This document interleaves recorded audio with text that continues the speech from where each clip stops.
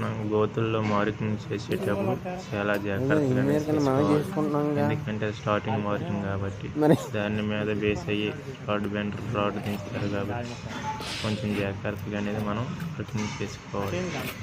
లేదంటే రాడ్ నిలబెట్టేసిన తర్వాత మనం ఫుటింగ్ అయిన తర్వాత ఇబ్బందులు ఎదుర్కోవాల్సి ఉంటుంది.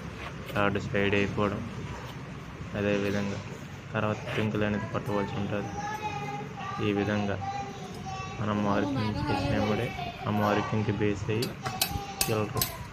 రాడ్ ఈ విధంగా అనేది నిలబెట్టడం అనేది వాళ్ళు చూసుకుంటారు. కాబట్టి ఆ మార్కింగ్ పాపించే కదా అంగుళమే కదా అని ఆసెట్ చేయకూడదండి. Marking main important. కొంచెం జాగ్రత్తగా మార్కింగ్ చేసుకుంటే మనం పుట్టింగ్ అయిపోయిన తర్వాత కూడా రాడ్లు సెంటర్కి అనేది వస్తాయి.